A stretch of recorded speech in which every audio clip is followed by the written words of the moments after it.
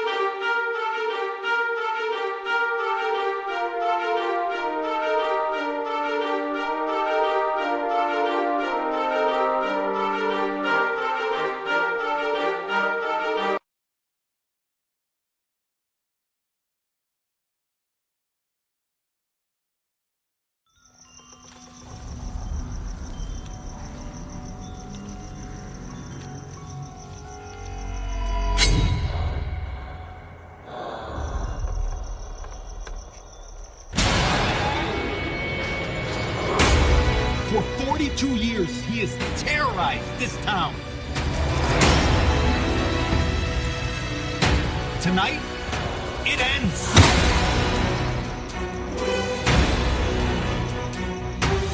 We need to stop this mother...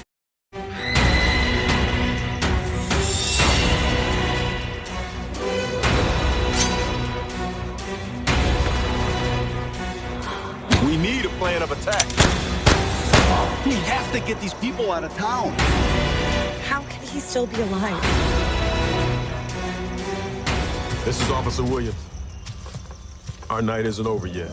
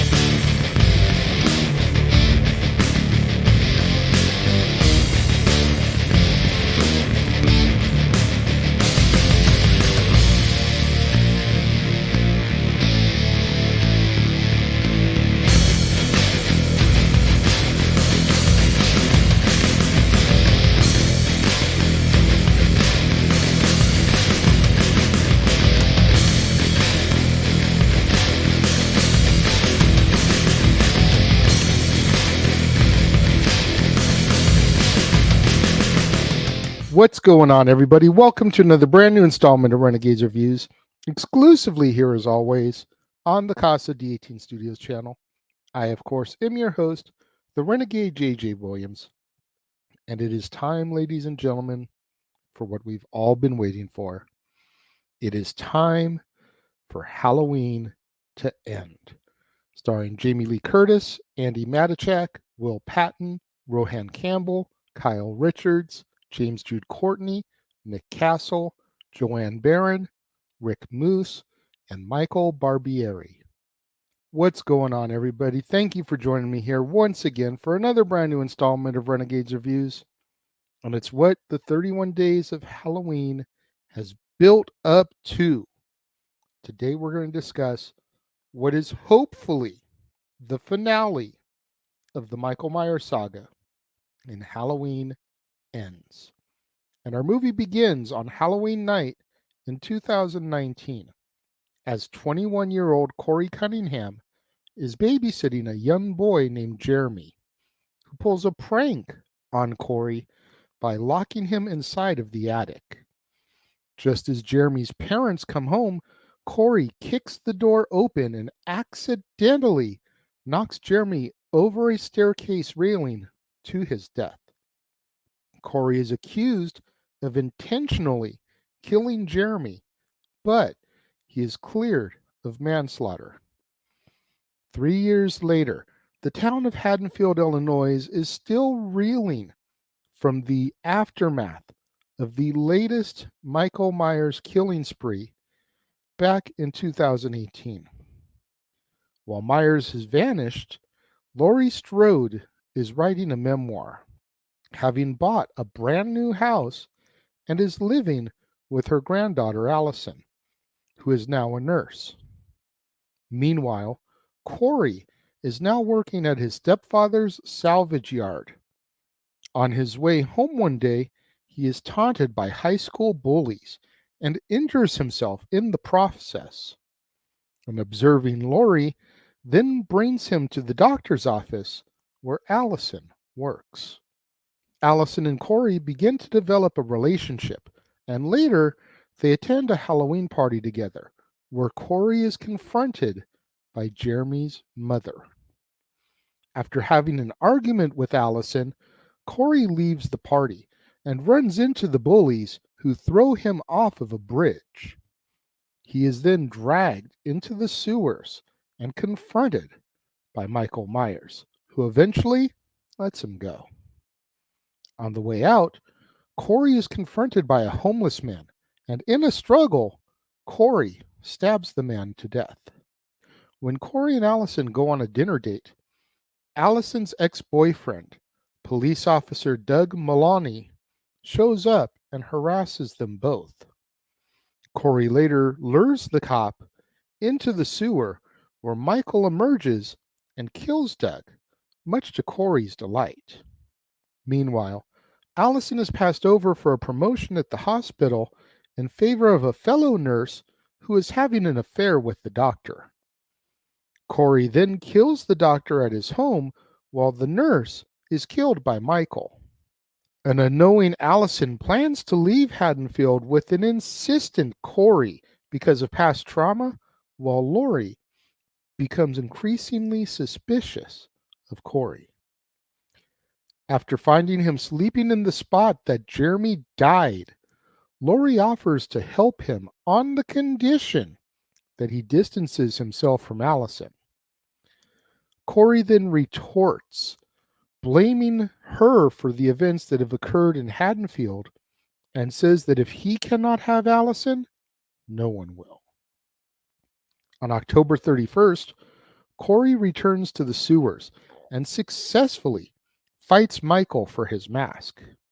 Meanwhile, Laurie and Allison argue as she plans to leave, and Allison too blames Laurie for Michael's actions.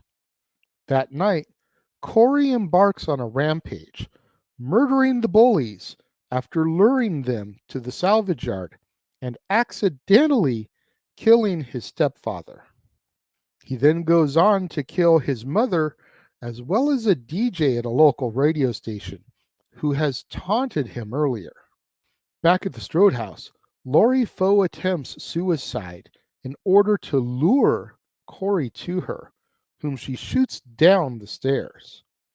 Corey then stabs himself in the neck in order to frame Lori for his death, right in front of the arriving Allison.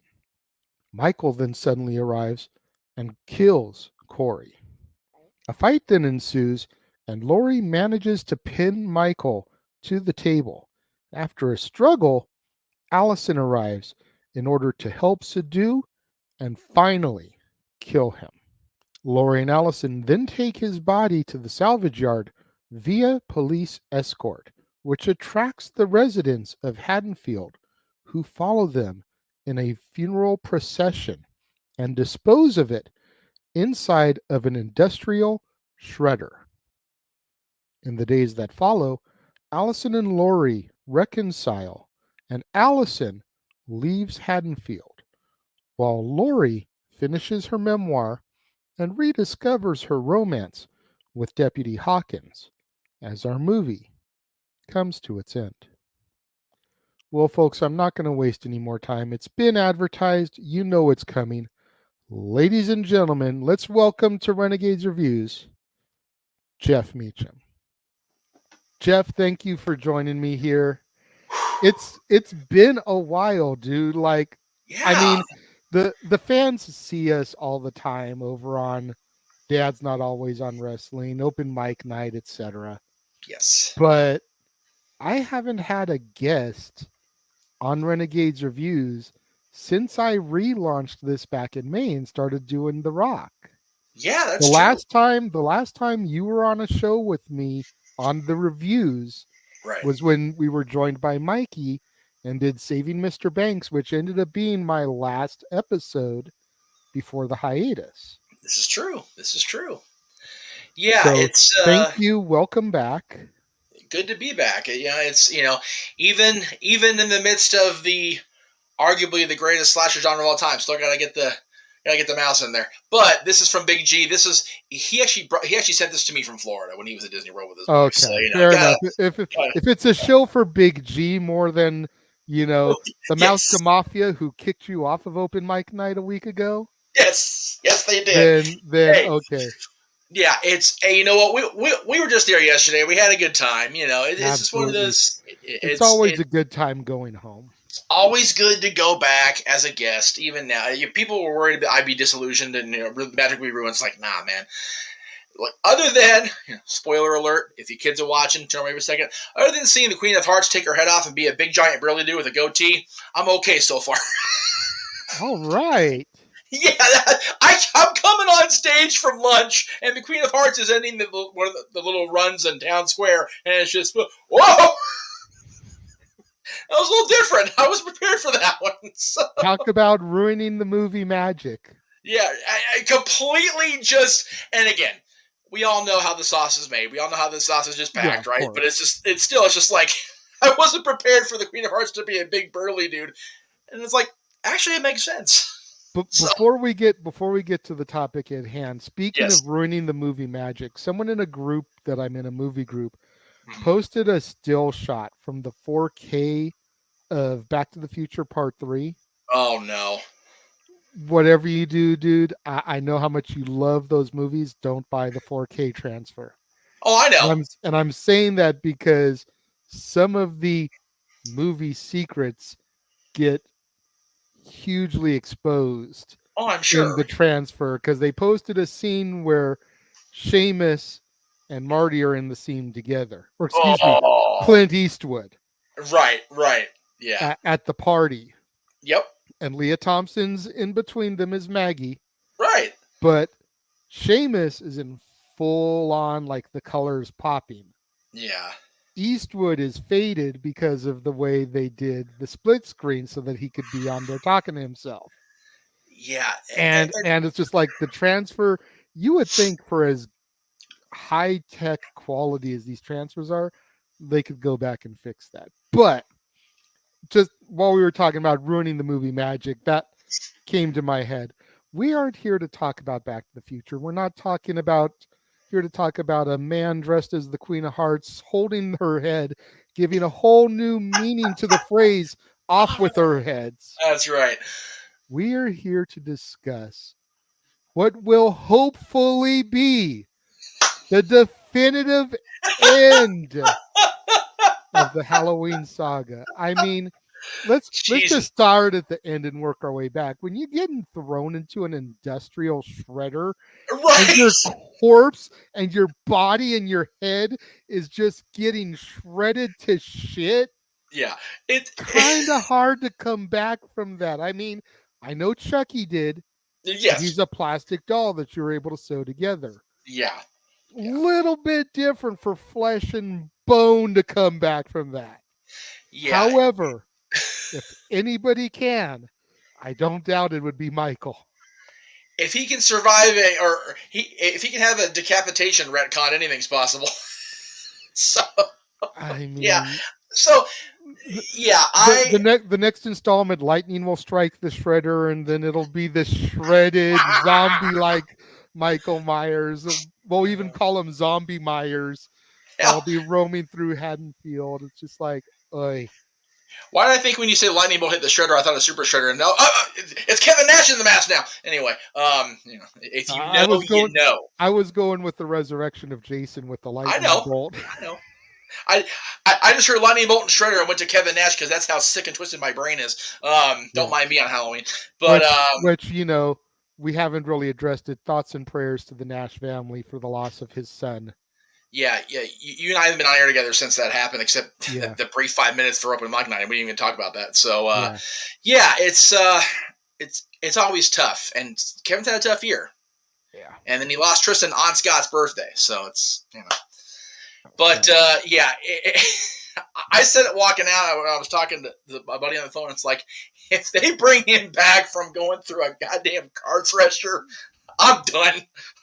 I'm throwing in my fandom card. I'm renouncing it, like, for real this time. I'm over this shit. Right? It's like, oh my God. I mean, don't get me wrong. The scene was awesome. Oh, it's beautiful. And just so well the done. Sound of the bones crunching. Yeah. Gave me goosebumps. Well, it's funny. When they released the soundtrack, now I hadn't seen the movie in its entirety when they released this. Actually, I take that back. I did see the movie the night before because I always see it the night before when they release it in the theaters. But when they released this, the snippet of the soundtrack, one of the songs was The Processional. And I heard that song, and Carpenter had done it, of course, and I went, what is this going to be about?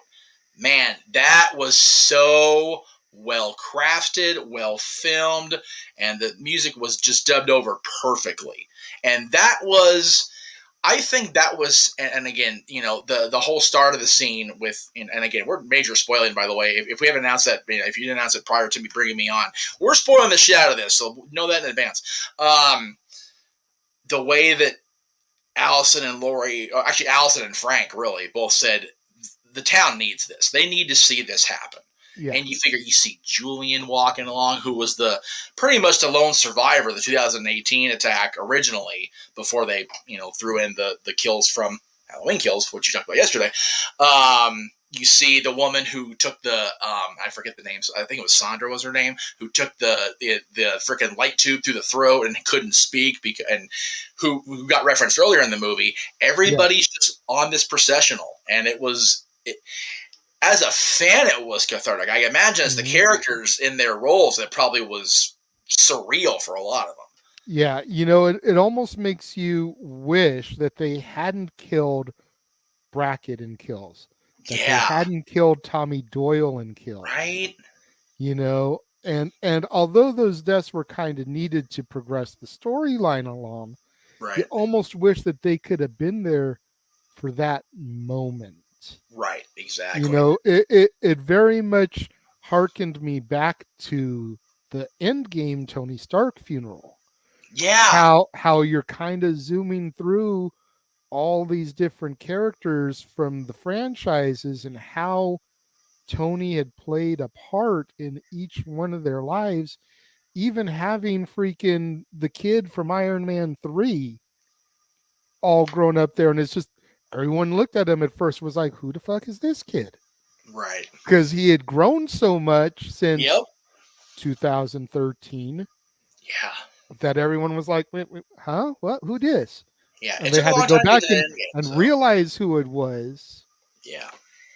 It kind of would have been the same thing having some of these people back. But Yeah, and it's funny you mentioned that. Lindsay was such a major part of Kills, yet she kind of, at best, played a bit part in this movie.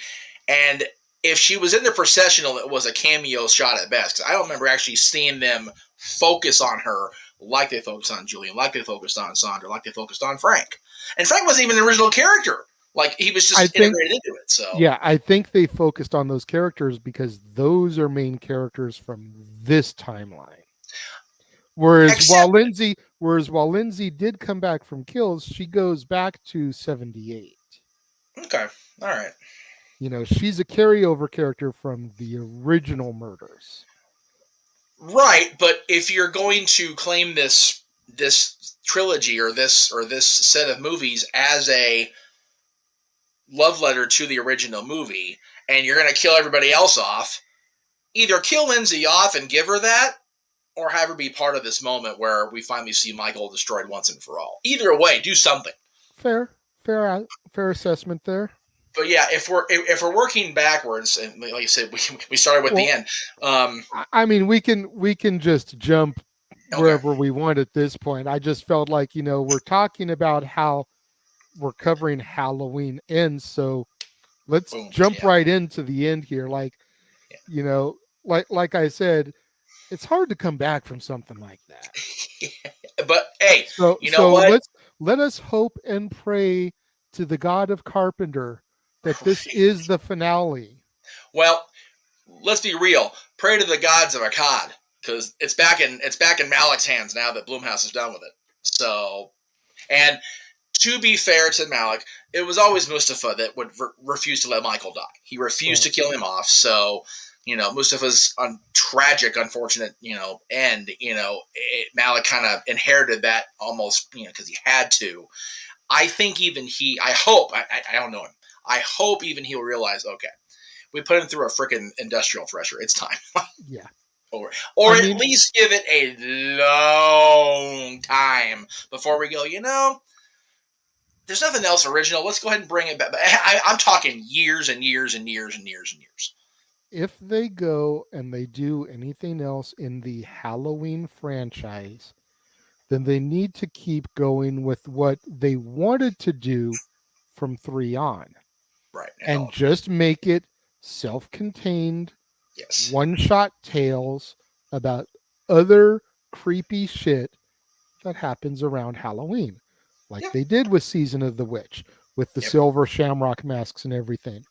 And everyone is where they are about that movie, but it needs to be that type of thing.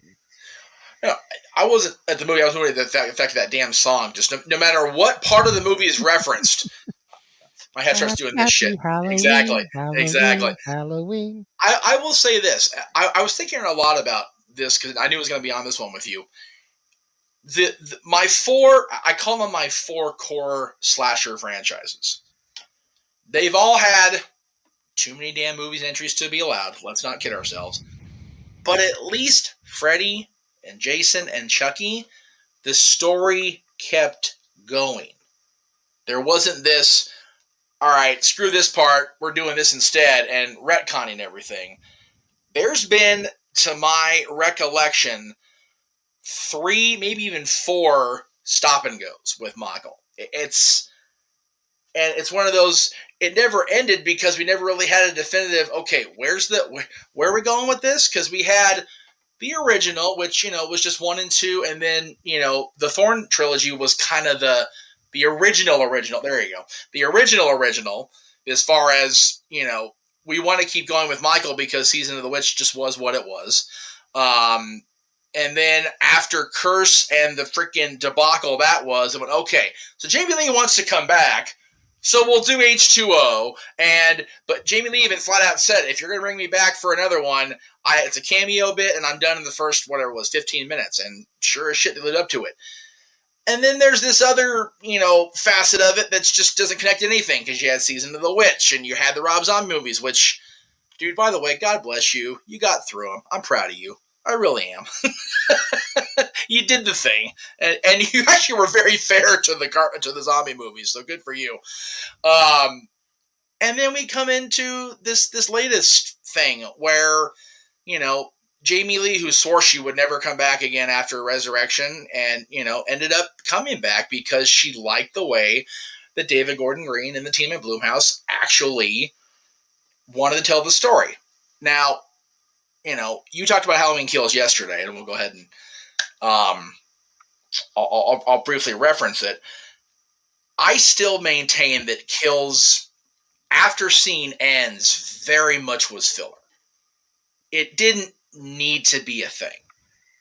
At the very least, they could have taken the core elements of Kills and woven it into this one, or at least the end of the Halloween 18.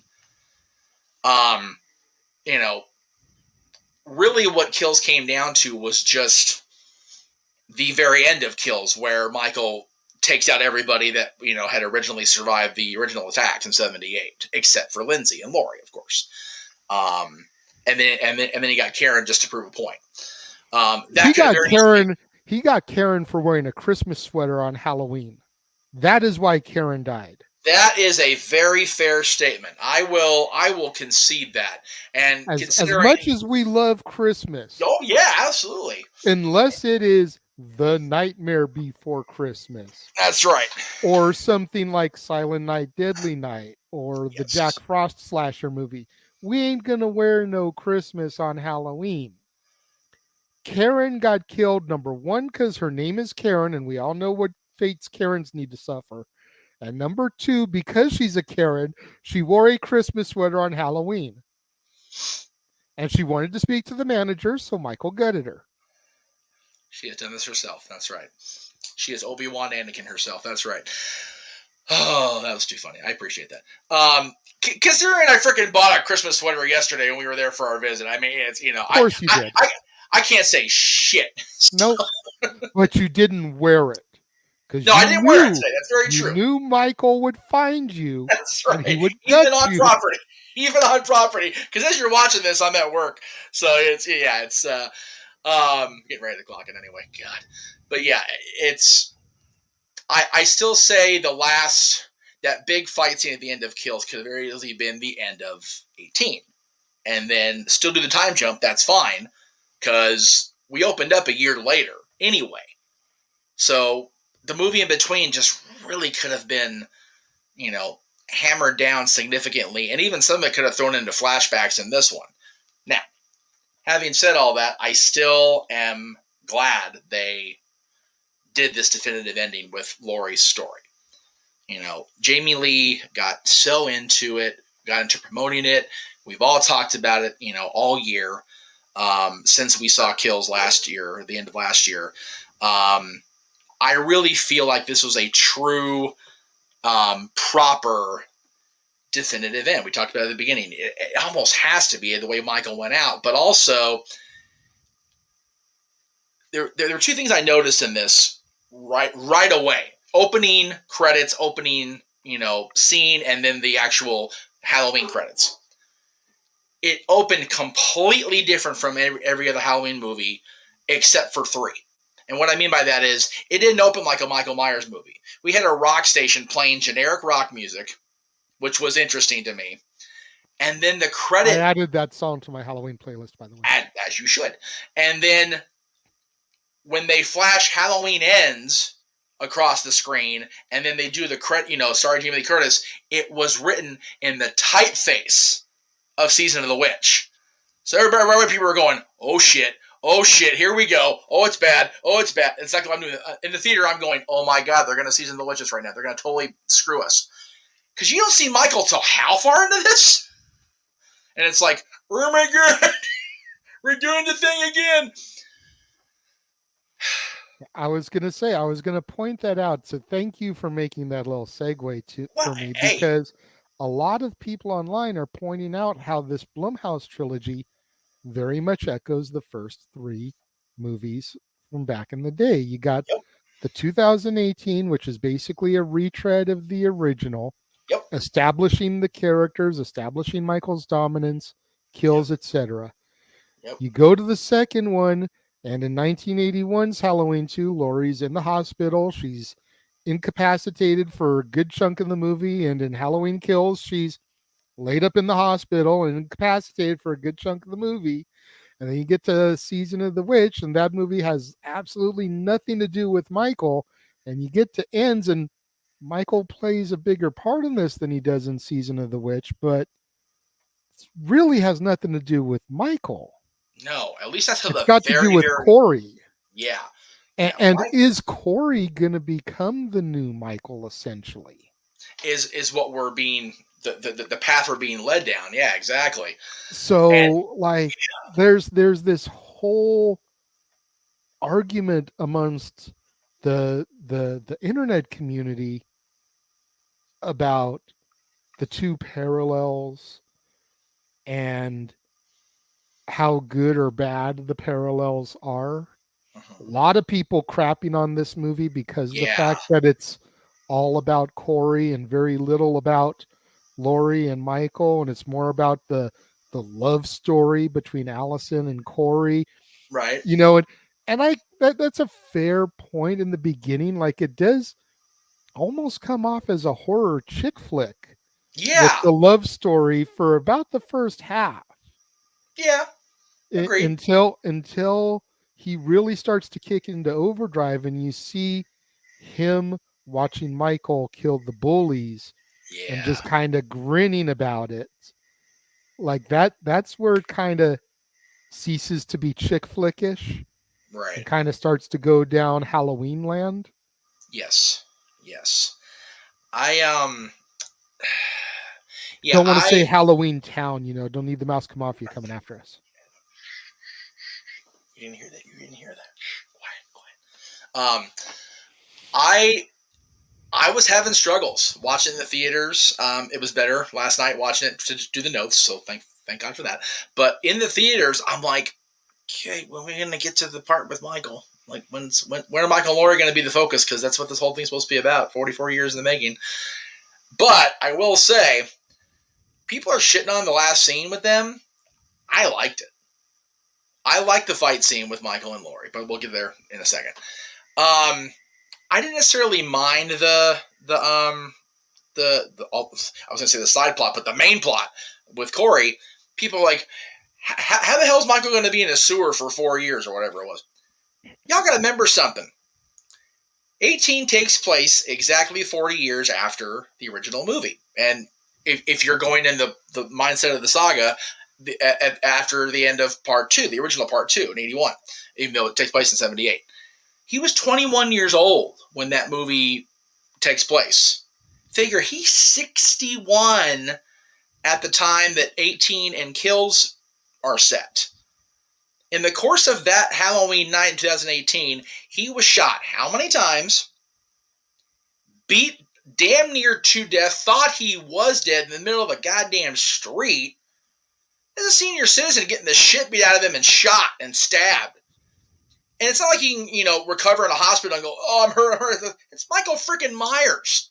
They're not going to, exactly treat him, with kid gloves. They're going to make sure they find a way to make sure he doesn't leave that hospital if he goes. Yeah, which exactly. Is what we saw in Kills. The other guy that they thought was Michael jumped to his damn death because of sheer fear. So, of course, he's going to retreat, somewhere and hide and recharge the batteries. Now, the whole element that people are talking about of Michael recharged his own self through Corey's killings, that went a little bit sideways, a little supernatural for me. But this is the guy that doesn't mind the Thorn trilogy so much. That was supernatural as all hell. So there is that argument against me. I didn't mind it going to Corey, and I didn't mind Michael being almost a secondary player because, like I said, he's 65 years old now. Yeah. We're going to have some senior citizen going around, doing the same shit he was doing, even in the 2018 movie. Because remember, he sat there for 40 years thinking about nothing but Laurie and nothing but her family. And then he got to them but in the process, damn near got destroyed himself, which is why the fight scene at the end didn't bother me. Because, yeah, it was short, but you have two 60-something-year-old people Yeah. fighting in the middle of a kitchen, a suburban kitchen, to the death. It's like, okay. It'd be like my dad fighting my aunt in the middle of the kitchen. It's just. I mean, granted, it's Michael and Laurie. It's not my dad and my aunt, whatever. But it's kind of the same basic mindset. They're not going to go very long, and with all this pent up, like I said, 44 years in the making, it's going to be quick. It's going to be decisive. Thank you. I'm glad you mentioned that because I touched on that a little bit on Saturday when I covered the 2018 Halloween. Right. It's no secret. Part of what always turned me off to the zombie Halloweens was how brutal and gruesome some of those kills were. Right. With the reboot of the story. It makes a little bit more sense in the context of this story because Michael sat there for 40 years letting his anger and his hate and his rage quell up and bubble up inside of him. Ori too. So when he finally does escape and gets to come face to face with his adversary, Laurie Strode, 40 years after, he's got, for lack of a better comparison, he's got all this sexual tension. You just need to get it out. Right. He's got all this violence built up inside of him for 40 years. He's just looking to unleash, Hulk smash here. Right. So it makes more sense in the context of this story than it did in the zombie ones. And another comparison to the zombie, you mentioned how people have a problem with him living in the sewers for 4 years.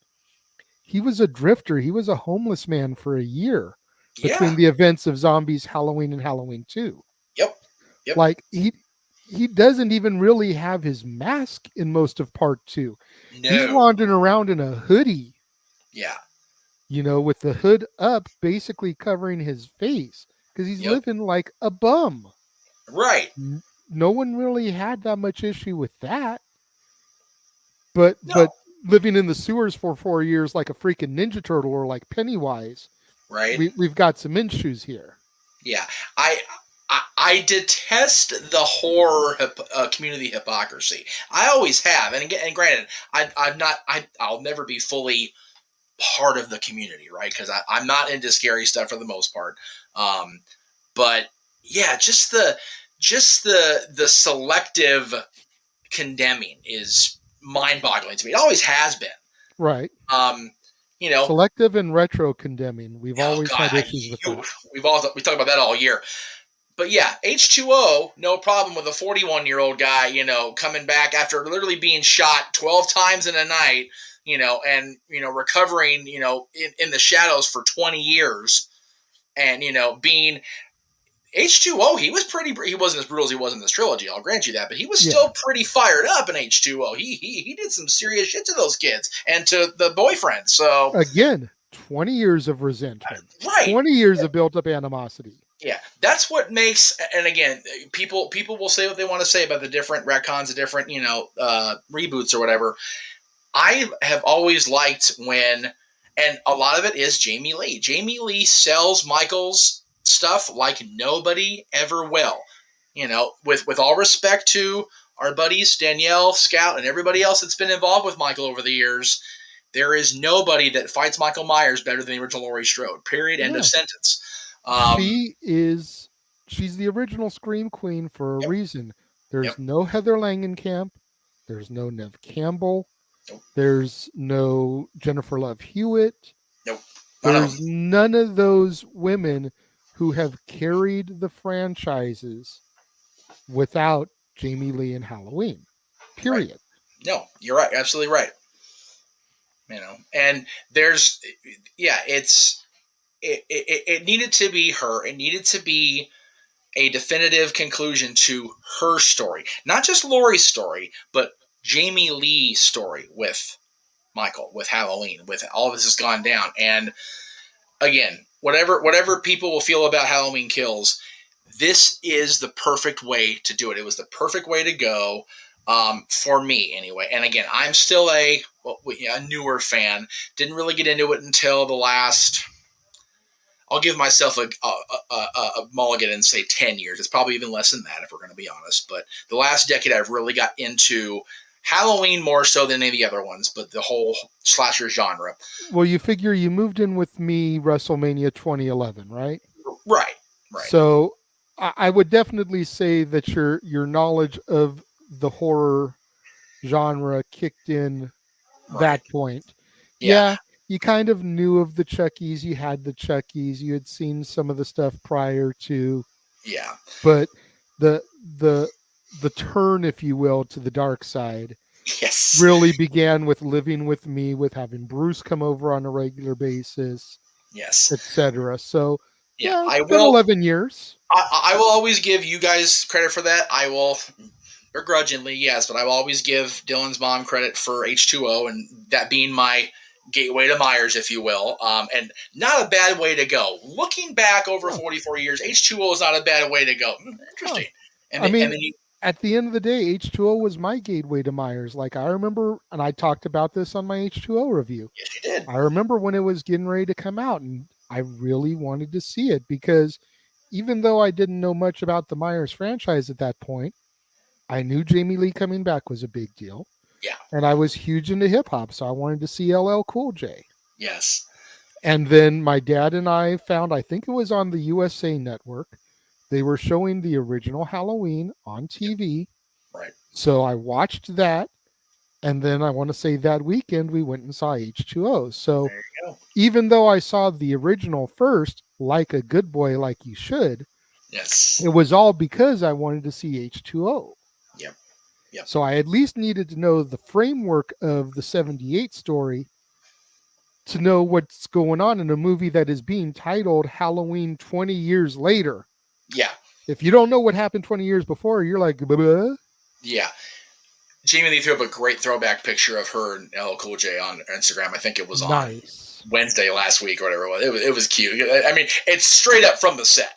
Of You know, course. like he's got like kind of like in a like a wraparound hug from behind, just like Ronnie trying to protect Carrie, right? It was like, oh, see right there, that's the shit. But yeah, he was a cool part of that, and I'm LL Cool J, very good. Didn't even mean to do that. I thoroughly enjoyed it. I think I've enjoyed Halloween Ends more than I thought I would. And that part of it was allowing myself to not be spoiled, but still read the critiques. And it's like, man, everybody's shitting on it. I don't know what to do. Like. And again, I've never fully allowed myself to go, well, I don't care. I'm going to see it anyway. Because to have be swayed by my own viewing critiques. Because like, Right, I'll go right, right. see it no matter what. I was going to see this no matter what. On the night I was going to see it. But a little part of me was like, man, this has been so built up and people are already just taking a big old dump on it. I hope I'm not disappointed. And I will admit, for the first half, I'm going, oh, this is worrying me.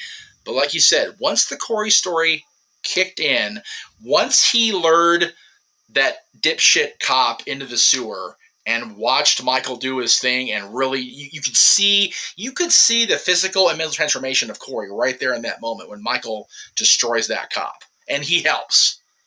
It was like, all right, here we go. So I enjoyed it. I I hope people, even if they did see it, give it a second chance. I had our buddy, the real Michael Myers, tell me to watch it again when I got home, and I did. To see because you and I both know you don't see everything the first showing. You never No. see everything the first time. Sometimes you don't see everything the second or third time. Sometimes you Right. watch movies that you've seen 100 times Yep. and you still find something new because every time you watch it, you've seen something else. And then it's like, oh, I didn't realize he was in it. I didn't Yep. realize they made reference to that because I hadn't seen that beforehand. Yep. Oh, there's that. There's that. Yeah. Yeah. It's when I went and saw it in the theaters, I was trying to find the points that Nick Castle was Michael. And I realized he didn't do it this time. Spoiler alert again. And it was like, that was cool of Nick and cool of Blumhouse to go, you know what? This is James's gig. Like, let him, like, this is his out. Go for it. And Nick's still in it. Yeah, he still has a cameo. Yeah. And lucky he had to pay however much he cut for cameo for real, because that was an interesting cameo he had. But God And bless then he Nick. still does the breathing for Michael. Yeah, this is true. He did do the dub overs, which nobody can do those like Nick Castle. So God bless him, and I'm glad that they brought him back for this trilogy too. Like it's very fitting that they're both here at the end, right? You and I having both met James at the event at the Sugar Mint last year. It's like he was the perfect successor. He's this big, not Tyler Mane big, because goddamn that shouldn't be allowed. Fucking big hulking beast. Love you, Tyler, but damn. He was the perfect, because he's not like old and decrepit, but he's a older stunt guy. It worked perfectly. Everything. People just. I encourage people to go back and watch 78 and then this trilogy the whole way through, just one shot. I think it's the best of the versions of the timeline. That's what I'm trying to say without sounding like a complete dipshit. Because it was we had a definitive beginning and we got to our conclusion. We got to the end of the boogeyman stalking his prey, and the prey ended up becoming the predator, and that's how it should be for stuff like this. I agree. I mean, I touched on a little bit on Saturday when I did my original Halloween review. And then I went into it briefly yesterday when I did Kills. My biggest issue with this trilogy, the Blumhouse trilogy, was the slow paced storytelling. I love long-term storytelling, you know that. We've discussed it all the time. But I feel like if this trilogy was going to be more story driven as opposed to action driven, they needed to move the beats along quicker. And there's a lot of time where it just feels like the stories drag. So, with that being factored in, I still think the John Tate saga is my favorite timeline, even Resurrection being what Resurrection is, because at least the stories flow and they move, and like you don't feel like you're sitting there for an hour and a half, an hour and 45 minutes each movie, because they just, you know what I mean? Would you agree that? Whereas this one, like you feel like you're sitting there for an hour and 50 minutes.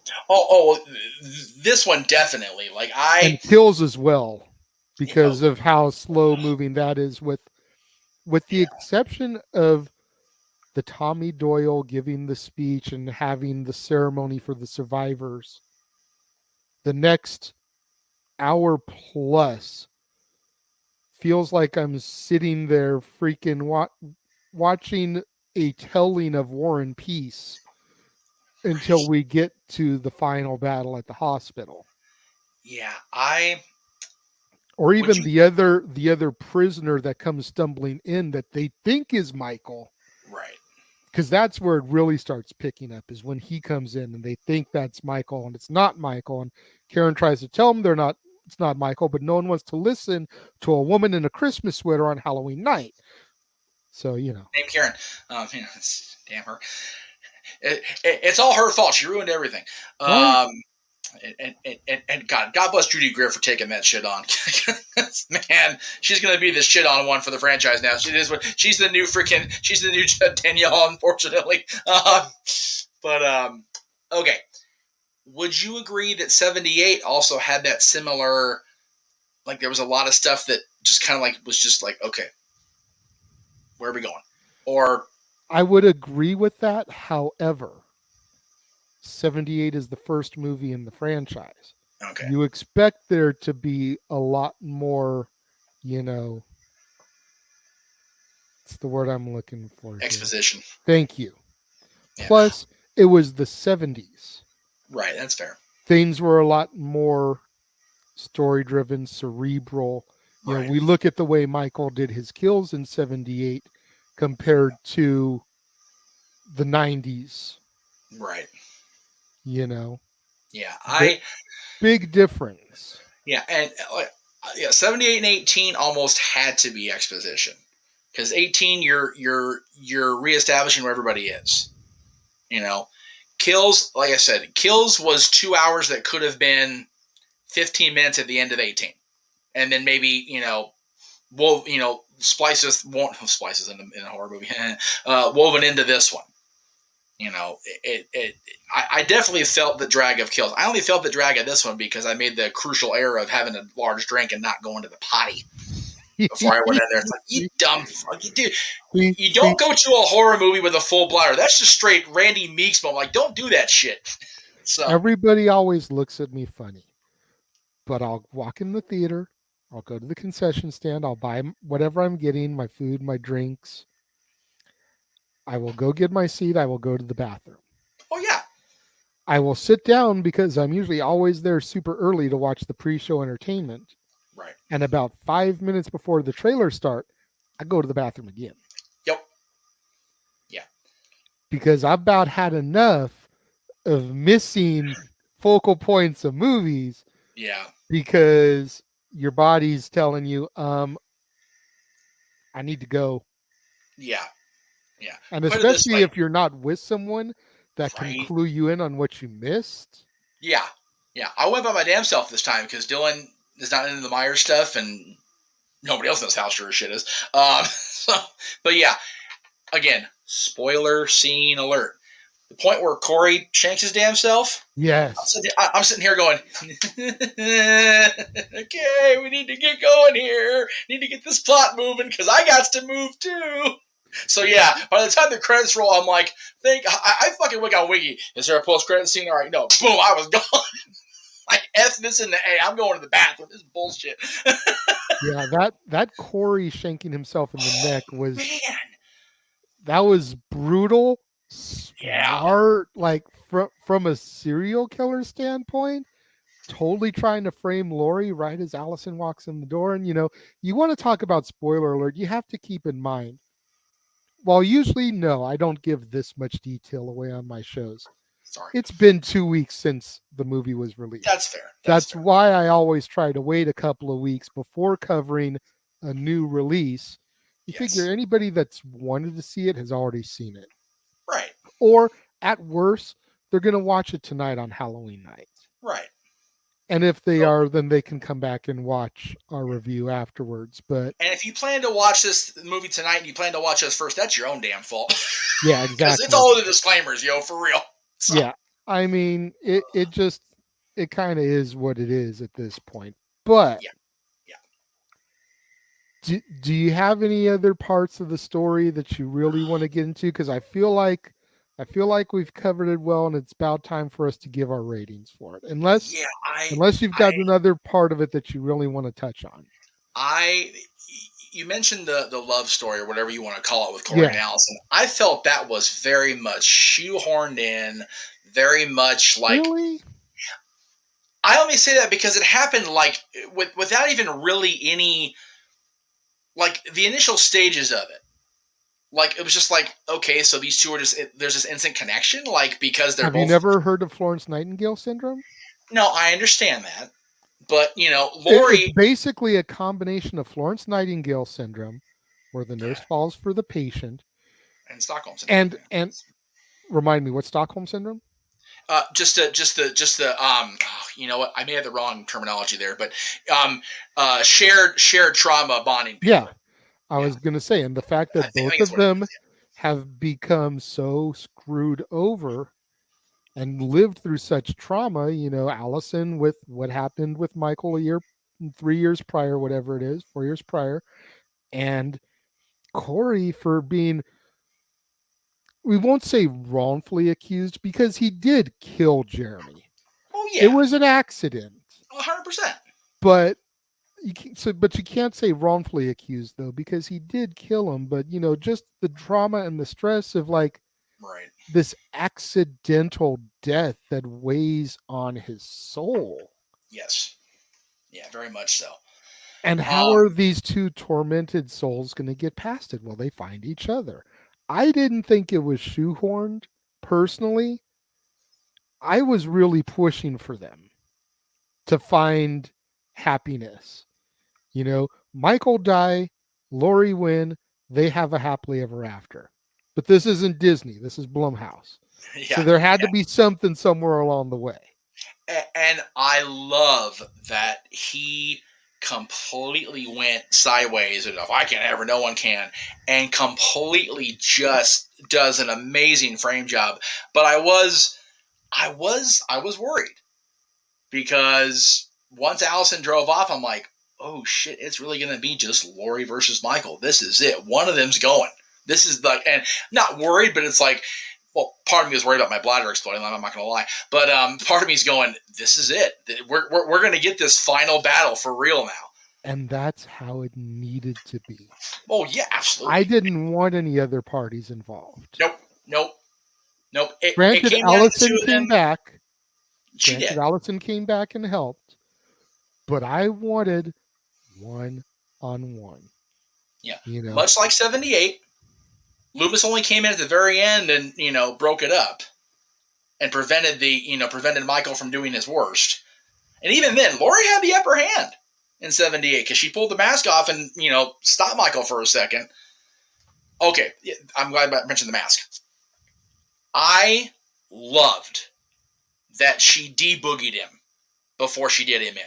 She took the mask off. It's like, no, you're just a man who's about to stop breathing. I was like, oh, god damn. She made sure he knew he was done. And then he still wasn't. He kept fighting. Like, you got to admire the moxie of both of them. It was, so, like I said, the final one-on-one bout was just what it needed to be. You said that perfectly. Exactly. So, 5 stars, half stars, no quarters or 3/4. No quarters. I'm not gonna melt through this shit. What for sure. what does the West Coast professor Jeff Meacham give Halloween Ends? Now, no matter what ratings we give, we're gonna get flack, right? It's gonna be a thing. So let's just see where it goes. I'm gonna go ahead and I'm gonna give it a 4 out of 5. Okay, why? Give it a 4 out of 5. Only not 5 because it dragged a lot. Only not 5 because it really wasn't Michael versus Lori until whatever it was, that last 15, 20, whatever it was. And it very much felt like a lot of it was just downtime. And,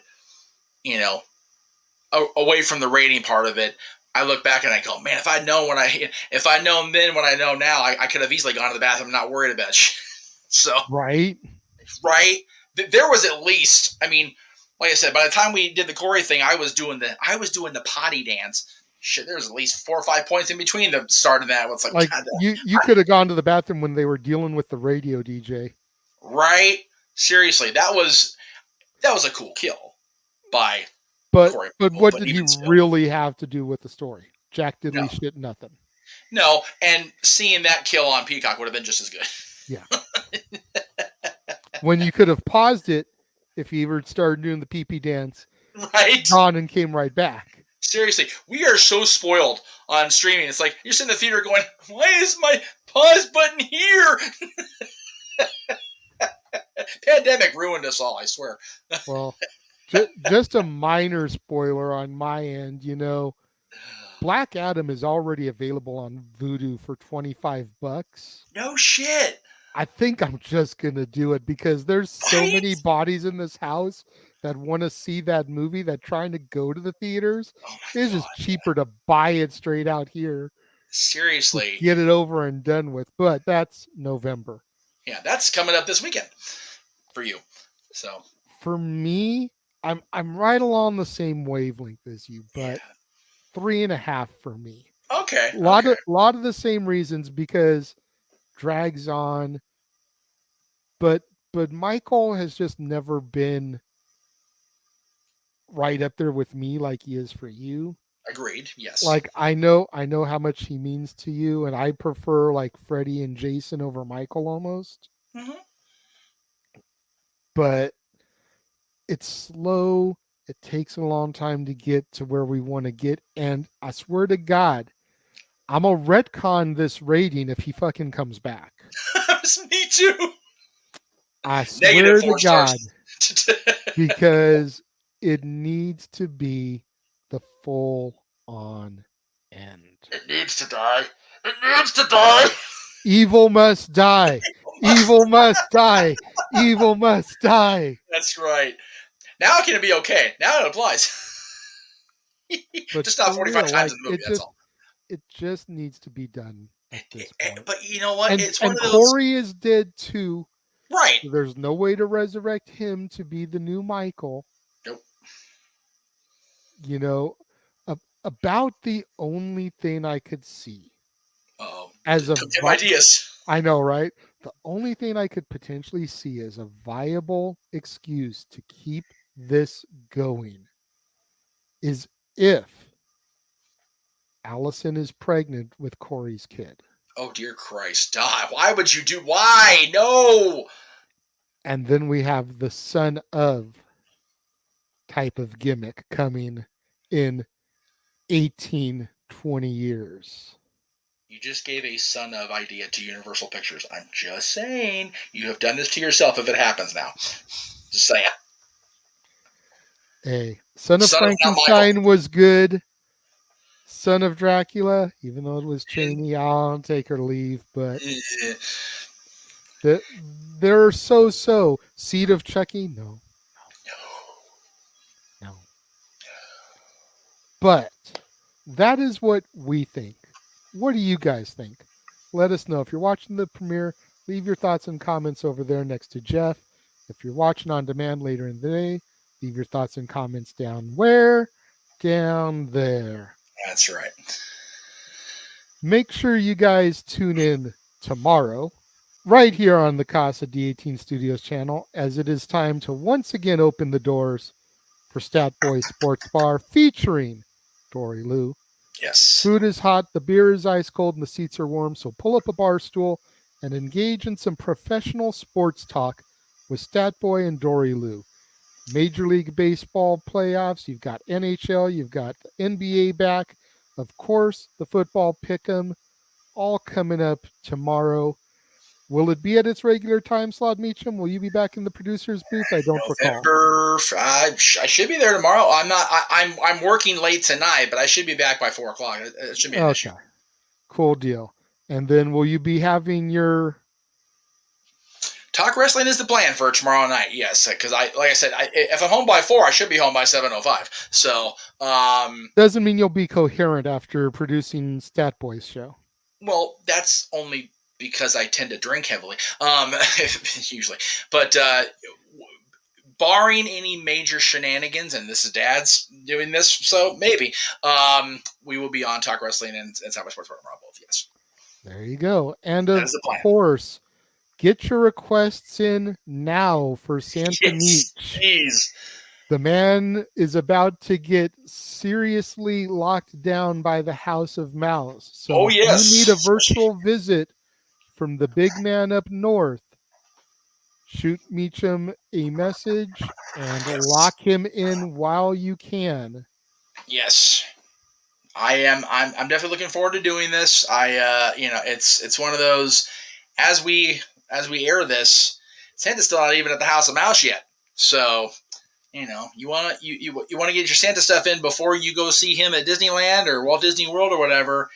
I'm your guy. I can hook it up. So let me know. Also, I do want to thank everybody for tuning in the last couple weeks to all the stuff on my channel and all the stuff on JJ's channel that I'm usually a part of and I haven't been. It's been cool to be part of the magic, but I do miss all y'all, and glad I got to do this today. Glad I got to be part of this. Glad we're doing a full-on top 10 list a week from today. That's going to be cool to have our November to Remember matches episode of Dad's. Always in wrestling, although it is wrestling next week. And so I was talking with our buddy Lisa last week Wednesday, about, for a guy that's stepping away, working for the mouse, my graphics list is pretty full until the end of the year. So, pretty much. I mean, yeah. that's why we've just gotta go back to pre-tapes. Those few and far between days off that you get in the studio. As we tape this, it is a Thursday. I should be out driving for Lyft right now, making all kinds of money. Yes. But I've got to work around Jeff's schedule. Jeff's available today to get in the studio and get some canning done. Yes. So we're just jumping on it. Once we're done filming today, we won't have to film until mid-end of November. At best, yeah. At worst, excuse me, yeah. And the only thing I am doing that's going to be on your channel first in November that I'm gonna film, not day of, but damn near, is the Mickey review. Correct. Because that's going up on the 20th, but I'm actually, whether I'm on the clock or not that night, I am signing myself in on Mickey's birthday, and I am going to record that at Disneyland, as it should be. You can't talk about the Mickey documentary, that's going to post on Mickey's birthday on Disney Plus without being there. It's just all about that synergy. We'll probably upload it on Tuesday the 22nd, because that'll be a dead week as far as my show for that week. Then I will definitely adjust the graphics. But yeah, the 20th is a Sunday. That's usually the War Zone. Right, which is why I was going to do it after. But yeah, the 22nd is a Tuesday. Aside from Stat Boy, aside from Talk Wrestling, if you're able to go, there's none of my own content that day. Right. And that Thursday, I'll be kicking off the Santa Clauses. So it'll be a nice Monday through Friday full of content going up. But you are starting a wonderful series of movies on, so Wednesday this week. Yeah. You're starting your celebration of everybody's favorite cinematic girl next door. Yes, Sandra Bullock month. That'd be cool. Of course, you guys saw the trailer at the start of the show. So much coming for her. So much coming all around for the Casa channel. Yes. December will be another 31 days of stuff. Some days with 2 or 3 features plugged in. So plus premium live events and pay-per-views from companies. Well, on the same day. Thanks a lot, Deputy. I was going to say, thankfully, December, there's only one day that we know of that's got a pay-per-view PLE. So just, it's November. It's this coming month that we're bogged down every weekend. Yes. And of course, the one Saturday that I have off was going to be this coming Saturday. And I'm like, okay, I don't have to worry about it because it's the Country Redacted show. And then Noah says, it's like, son of a bitch. Because what's really funny is I'm working Friday night this week, right? I was supposed to just go home the next day because I'm not working Saturday night, and I was going to go to the hockey game or whatever. But now it's like I check out of the hotel at 11. The show's at 8. I'll just hang around till checkout time so I can produce the show. That's the way the cookie crumbles, suppose, sometimes. But you know what? It's WWE's fault, and it's also thankful because they actually stacked a decent card for us in Saudi Arabia this time. For the first time, to garner Noah's interest for a Saudi Arabia show is huge. So there's obviously interest. So good on them for doing it. Yeah.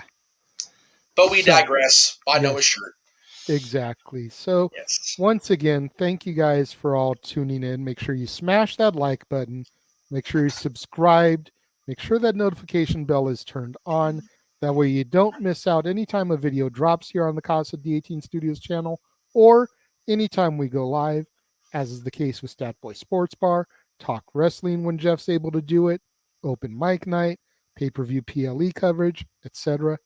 Share this video with your family, friends, loved ones, coworkers, movie fanatics, cinephiles in your life, fans of the John Carpenter films, fans of the Halloween franchise, fans of Jamie Lee Curtis, anybody you can think of who would enjoy this content and this review. Share the video with them. It's the only way we're going to boost my visibility up in YouTube's algorithms so I can eventually get monetized by the end of the year start making some money on these videos. Once again, for Jeff Meacham and myself, thank you to everyone who tuned in. It means more to me than you'll ever know. And we will see you guys next time.